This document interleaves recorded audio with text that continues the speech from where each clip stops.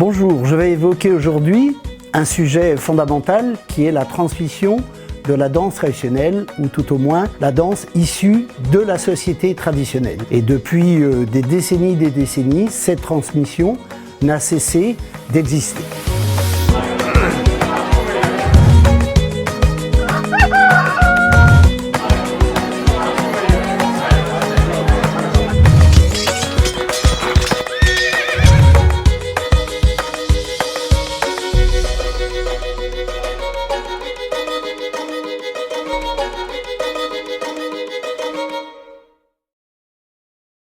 Autrefois, la transmission était davantage mimétique, on peut dire, dès le plus jeune âge. Les enfants, grâce à des images visuelles, des ressentis auditifs, apprenaient la danse, un petit peu sur le tas, comme on dit. Cette transmission, au cours du XXe siècle, notamment entre les deux guerres, déjà un petit peu avant la guerre 14-18, mais entre les deux guerres, cette transmission s'est modifiée, à savoir que on a donné de plus en plus d'outils pédagogiques, des recettes un petit peu aux plus jeunes pour continuer à transmettre la danse, mais avec une transmission que j'appellerais un petit peu plus dirigée. Cette transmission s'est effectuée donc dans les années 60-70, après la dernière guerre. Cette transmission a été mise en valeur, valorisée par les grandes confédérations de danse qui, donc autant pour Kendall que pour Warler, se sont unies, j'en parlerai tout à l'heure, en une seule fédération. Et ces deux grandes confédérations ont mis en place des cours, ont mis en place des cursus pour former de plus en plus de jeunes moniteurs.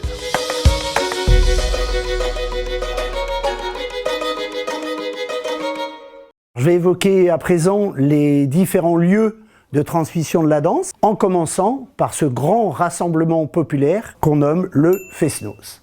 Le Fest-Noz, qui a pris la suite des anciennes veillées communautaires qui se faisaient en milieu rural à la campagne, qui s'est transposé en salle sous l'impulsion de Loïs Ropars dans le centre-Bretagne, à Pulawen exactement, en 1954. Ce qui a changé, c'est que les chanteurs se sont mis derrière des micros, que les danseurs, au lieu de danser à l'extérieur, ont dansé dans des salles fermées et avec des affiches, alors qu'avant, c'est le bouche à oreille qui renseignait les gens sur ces circonstances de danse. Une deuxième famille, un deuxième lieu de transmission, bien évidemment, les cercles celtiques. Le cercle celtique est apparu entre 1900 et 1920 pour les premiers en Bretagne, et il y en a actuellement 150 à 200 qui donc font de la transmission de danse en répétition, en stage, donc des transmissions qui sont beaucoup plus dirigées que la transmission mimétique d'autrefois. Troisième famille qui existe depuis une trentaine d'années, des groupes de danse qui s'intitulent des groupes loisirs. Ce sont des personnes qui, pour le simple plaisir d'aller danser au Fest-Noz, ont envie de perfectionner leur technique, leur stylistique de danse, et qui se regroupent entre elles, alors soit dans le cadre d'une association ou non, de façon hebdomadaire, un jour par semaine, un soir par semaine, pour travailler des danses avec des moniteurs, soit chez eux, où ils font appel également à des moniteurs des différentes confédérations. Un lieu de transmission, peut-être plus informel, mais néanmoins aussi important, ce sont certains grands festivals. Et donc, je vais donner pour exemple le festival Le Cornouaille à Quimper et le festival interceltique à Lorient, où dans les deux cas se transmet de l'initiation à la danse depuis 30, voire une quarantaine d'années. D'autres lieux, comme les centres culturels, on en trouve à Brest, à Lannion, à Mériadec et dans d'autres villes de Bretagne, où en plus des cours de musique, il y a donc des cours de danse. On rencontre aussi la transmission de la danse en milieu scolaire, principalement dans les écoles primaires, mais également en milieu étudiant, notamment au CFMI, le centre de formation des musiciens intervenants, qui se trouve à Rennes. S'identifier sous le nom de Larité. Un autre lieu important de transmission, c'est celui de l'association qu'on appelle Bagadou, qui font plusieurs concours dans l'année et qui, en vue de ce concours, font appel à des intervenants de danse pour cibler, pour s'intéresser à un territoire donné, autant au niveau technique que stylistique des airs à danser, pour mieux les interpréter sur l'instrument, que pour aussi acquérir un savoir un petit peu plus important au niveau du savoir culturel d'un territoire donné. Pour terminer les lieux de transmission, Il faut quand même citer la cellule familiale, au sein de laquelle la transmission, même si elle est ponctuelle et de manière assez informelle, se pratique depuis longtemps. On pourrait citer des grandes familles dans lesquelles on a transmis et la danse et les chansons aux enfants qui posaient des questions à leurs parents, grands-parents, et auxquels ils répondaient volontiers. Donc c'est très informel, mais il y a forcément une transmission des pas, une transmission d'une idée de la danse dans ce cadre de la cellule familiale.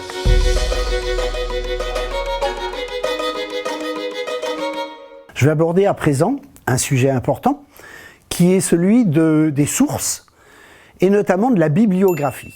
Au cours du XXe siècle, on rencontre deux ouvrages, dont un paru en 1936, écrit par Madame Héroïnès Galbrin, qui a une vue quand même un peu romantique de la danse traditionnelle et qui, par certains écrits, nous donne une vue un peu fantasmée de la pratique de la danse à cette époque.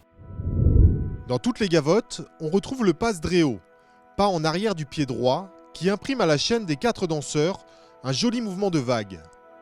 Il est permis de voir dans ce pas arrière un dérivé de ce rond de jambe qui, dans la gavotte Louis XIII, amenait la révérence. Un petit peu plus tard, Père Jacques Célias, grand conteur écrivain du pays bigoudin, écrit quelques bâches sur la danse traditionnelle, avec également un petit peu trop de romantisme quant à ses écrits sur cette pratique populaire.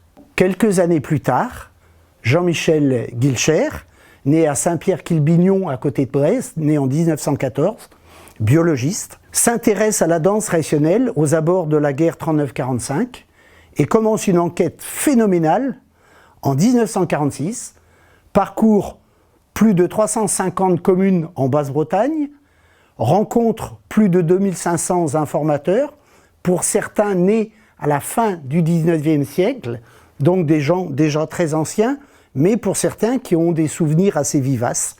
Et Jean-Michel Guilcher écrit un ouvrage monumental qui fera l'objet d'une thèse en 1963. C'est l'année où sort son ouvrage. Et le jour où Jean-Michel Guilcher, grand ethno-musicologue s'il en est, passe sa thèse, M. Leroy-Gourand, qui est le responsable du jury ce jour-là, dit à Jean-Michel Guilcher: « Aujourd'hui, M. Guilcher, ce n'est pas l'élève qui se présente devant le jury, mais le jury qui est devant l'élève. » La tradition ancienne conciliait deux exigences contradictoires: l'expression de l'unité du groupe, l'affirmation de l'individu. Comment la danse se transmet-elle? Quelle sorte de danseur la tradition modèle-t-elle? Quel est pour l'essentiel le contenu psychologique et social de la danse? Il faut répondre à ces questions avant d'aborder l'étude des mouvements eux-mêmes. Un autre outil de transmission, très important, notamment pour les plus jeunes, ce sont les films qui ont été réalisés au cours évidemment du XXe siècle, des films non sonores. C'est le cas des films de Jean-Michel Guilcher, qu'il a tourné avec une toute petite caméra Super 8 entre 1954 et 1960. Les films de Jean-Michel Guilcher renseignent donc sur la manière dont s'exprimaient les danseurs traditionnels, notamment en Basse-Bretagne. Plusieurs années après, un autre chercheur en danse traditionnelle, Georges Pogam, qui était né à Saint-Nazaire, a réalisé lui aussi énormément de films sur la danse. Certains sont sonores, et il a réalisé ces films sur la Basse-Bretagne, mais aussi beaucoup sur la Haute-Bretagne, la partie est de la Bretagne. C'est à chacun de nous fournir maintenant le fruit de ses recherches, afin d'apporter plus de couleur à ce canevas traditionnel dansé dont nous avons simplement essayé de tisser la trame. Dans les années 70-80, d'autres référents de la danse, hommes ou femmes, ont réalisé également des vidéos, telles Francine Lancelot sur la Haute-Bretagne et le pays gallo-ventais, Viviane Elias sur le Centre-Bretagne ou le pays bigoudin. Si on parle des sources, il faut parler des documents. On a évoqué la bibliographie, mais il y a aussi des livrets de terroir, des fiches techniques, des dossiers de danse, qui ont principalement été réalisés par les deux confédérations, réunies aujourd'hui dans la confédération Kedler. Et donc, les différents moniteurs ont écrit beaucoup depuis 30-40 ans pour laisser en fait des traces pour les jeunes danseurs actuels au niveau de leur apprentissage. Depuis quelques années, différents référents ont établi une cartographie de la danse, mais pas uniquement, pour montrer que la Bretagne est un petit peu morcelée en différents territoires, dont le caractère identitaire ressort principalement au niveau des guises, des modes vestimentaires, de la langue et du langage, mais aussi des pratiques différentes de danse et également de l'accompagnement vocal et instrumental.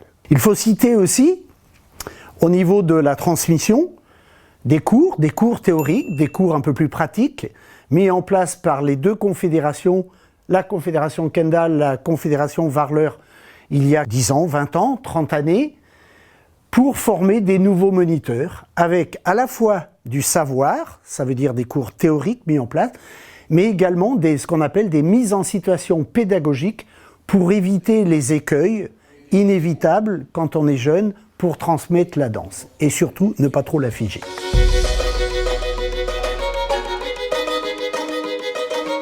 Il est essentiel maintenant d'aborder le public, les différents publics qui s'occupent de la transmission de la danse, qui s'y intéressent, voire qui la subissent quelquefois. Alors le premier public, c'est ce qu'on appelle souvent le grand public.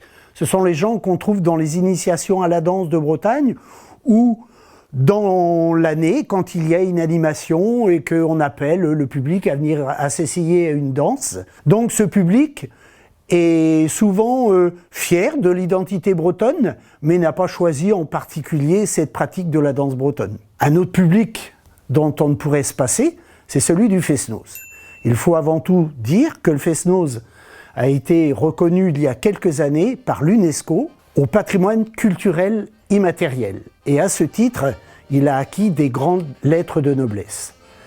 Les praticiens qui viennent au Fest-Noz cherchent avant tout l'ambiance, la convivialité, le partage. Et on se rend compte que dans ces Fest-Noz, le public est tout à fait intergénérationnel. Et ça, c'est fondamental. Un autre public, bien évidemment, c'est celui des groupes loisirs. Je l'évoquais tout à l'heure. Alors le public des groupes loisirs cherche un peu plus, donc davantage, la quantité des danses. Parfois seulement, heureusement, au détriment de la qualité. Les danses de Basse et de Haute-Bretagne sont regroupées par famille et il est très compliqué, fastidieux et difficile d'estimer la quantité, le nombre de danses différentes en Bretagne à partir du moment où elles sont souvent regroupées par famille et que certaines se ressemblent beaucoup. Terminons par ce public qui est celui de la Confédération Kendler et des différents cercles celtiques, les dizaines et les dizaines de cercles celtiques qui composent Kendler, où là, les motivations sont différentes. Elles sont multiples, diverses. On rencontre forcément les gens qui sont intéressés par la transmission en direction des plus jeunes. Donc c'est cela qu'on retrouve dans les différents stages de monitorat. Mais il y a aussi les danseurs dont le but premier est de revêtir un costume et d'offrir une prestation scénique, une chorégraphie aux différents publics en Bretagne, mais aussi en France et à l'étranger. Je conclurai donc en proposant non pas la solution, mais une solution parmi tant d'autres au niveau de la transmission de la danse, c'est de ne pas trop dogmatiser cette transmission, mais de la conserver et de proposer aux jeunes, aux stagiaires, aux différents danseurs, des chemins de transmission variés et multiples. La pédagogie, les pédagogies peuvent être autant performantes que nombreuses.